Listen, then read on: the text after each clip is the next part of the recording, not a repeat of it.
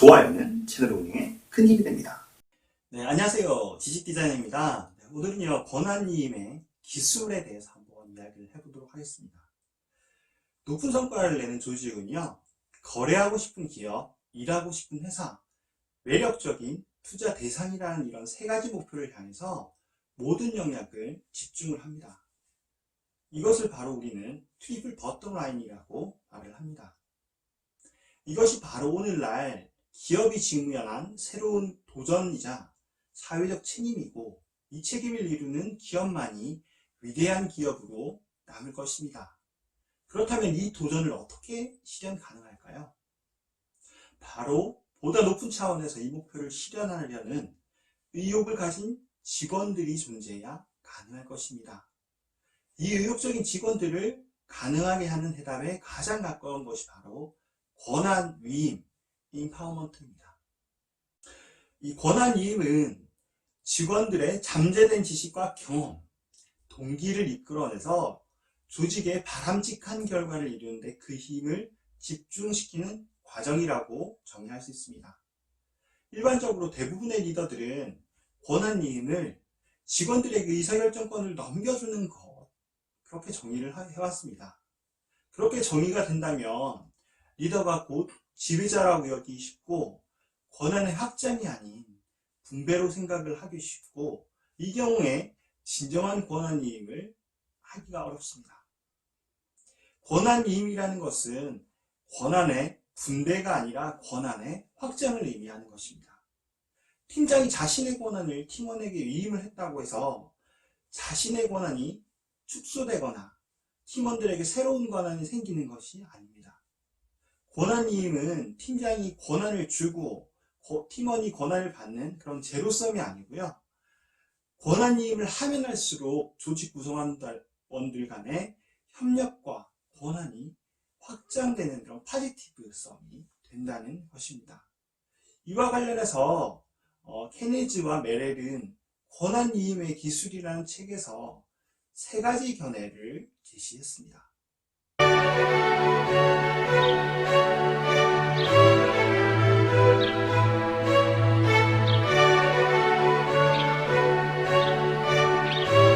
첫 번째 견해는 분배의 개념입니다. 권한을 주어지는 것이라고 보는 거죠. 즉, 권한을 위임하게 되면 권한을 주는 사람에게 하나의 권한이 상실이 되고, 그 권한을 위임받은 사람은 하나의 권한을 획득하게 되어서 합이 제로가 된다는 겁니다. 이러한 관점은 권한이 한정되어 있고, 당신 누군가에게 권한을 주지 않으면 잃을 수도 있다는 것을 의미를 하죠. 두 번째 견해는 창조의 개념입니다. 권한은 만들어지는 것이라고 보는 것이죠. 이 견해는 둘 이상의 사람들이 서로 정보, 권력, 책임 등을 교류하고 나눌 때 권한은 창조된다는 겁니다. 즉, 값이 합산이 된다는 의미죠. 세 번째 견해는 창조적 분배의 개념으로 권한은 무한대라는 것입니다. 이러한 관점은 사람들이 상호 영향을 주고받을 때 권한은 스스로 성장하게 돼서 권한은 무한대로 커지게 된다는 의미입니다. 매우 이상적인 그런 개념이죠. 직원들 역시 권한위임을 잘못 이해하기 쉽습니다. 상당수의 직원들은 권한을 부여받으면 제멋대로 행동하고 모든 중요한 결정을 스스로 내릴 수 있다고 착각을 하게 됩니다. 하지만 자유의 대가는 위험과 책임이 동반된다는 것을 인식을 해야 합니다. 그럼에도 불구하고 책임의 증가는 오히려 직원들에게 소속감과 충족감을 갖도록 만들죠. 권한위임을 통해서 주어지는 기회와 위험은 직원과 리더 모두에게 새로운 활력을 불어넣어주게 됩니다. 종종 팀장들은 권한위임이 어렵다고 호소를 하게 되는데요. 그 여러 가지 이유가 있겠지만 그 중에 하나는 권한을 받는 사람이 과연 일을 잘 해낼 수 있을까 하는 못미두움, 바로 불신 때문입니다. 이에 권한을 위임하고자 하는 사람은 맥그레이거가 주장한 XY 이론에서 Y 이론 인간관을 믿어야 할 것입니다. 권한위임의 과정은 결코 쉽지 않습니다. 권한위임의 문화가 정착되기 위해서 리더는 다음 세 가지를 잘 이용을 해야 합니다.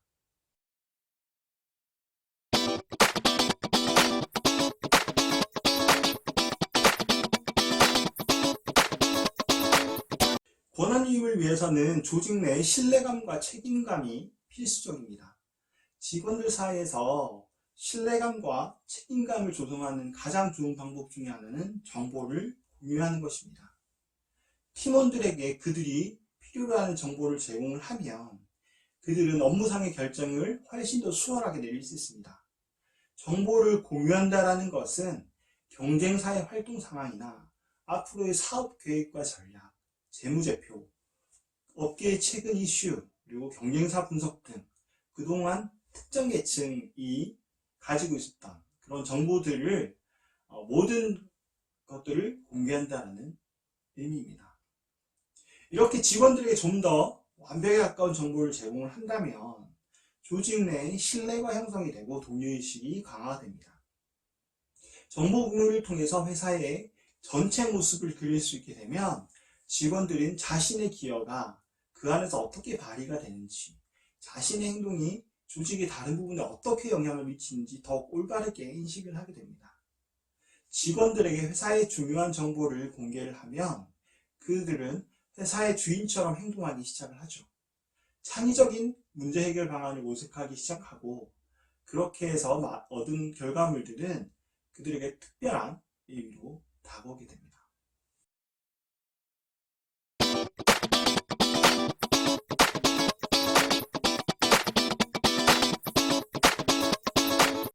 위기질서 문화 속에서 경계라는 것은 마치 가시철조망과 같죠. 직원들을 그 안에 가둬놓고 절대 나올 수 없도록 통제하기 위한 그런 경계가 만들어지죠.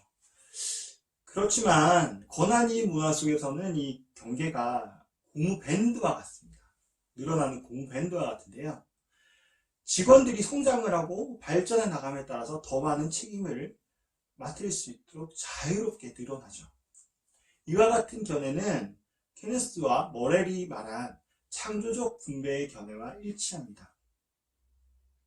권한을 위임하는 사람과 권한을 위임받는 사람이 제로섬 개념이 아니라 오히려 권한이 무한대로 확대되고 성장되는 모습을 말하는 것이죠.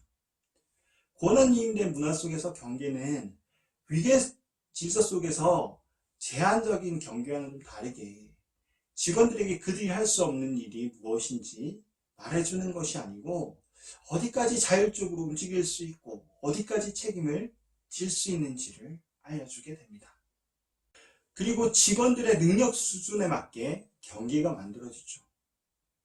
예를 들어서 예산 설정 능력이 부족한 직원들이 있다면 더 많은 책임을 맡기기 전에 비용의 제한과 같은 그런 경계를 만들어주게 되죠. 그리고 직원들에게 필요한 교육 능력과 개발할 기회를 제공해서 더 큰 자율권을 가질 수 있게 할 수 있습니다.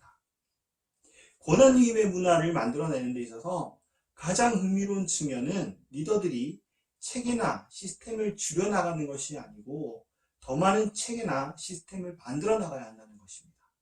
이 체계나 시스템들은 직원들이 경계로 째는 것이 아니고 좀 더 효율적으로 자율성을 확대하기 위한 그런 것이죠. 테니스 코트에 그려진 선처럼 인파워먼트의 문화 속에서 그려진 경계는 직원들이 자신의 점수를 지킴으로써 게임을 유리하게 이끌 수 있도록 만들어줍니다.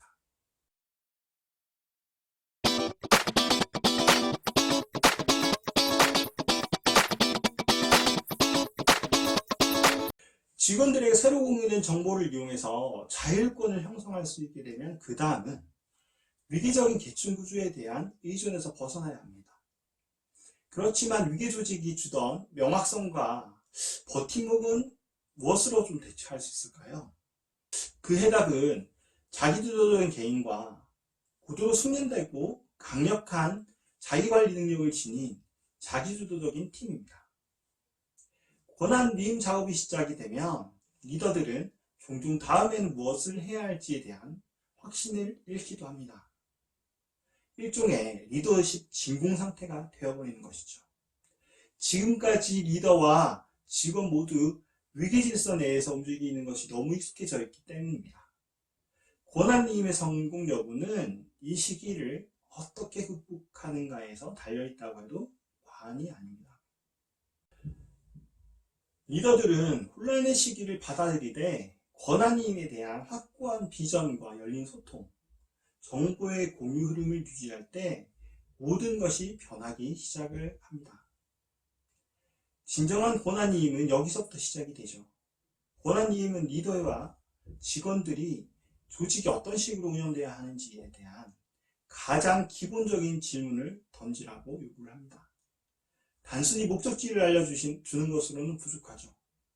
조직의 모든 계층에 있는 직원들이 새로운 기술을 익히고 자기 주도적인 팀의 의사결정을 주체로 신뢰관계가 형성이 되어야 합니다. 자기 주도적인 개인을 개발하고 높은 성과를 내는 자기 주도적인 팀, 조직을 만들어내는 것이 결국 권한이임의 성공을 담보하게 될 것입니다. 네, 오늘은 권한이임의 기술에 대해서 한번 이야기를 나눠봤습니다. 오늘 영상은 이것으로 마무리하도록 하겠습니다. 감사합니다. 지식 디자이너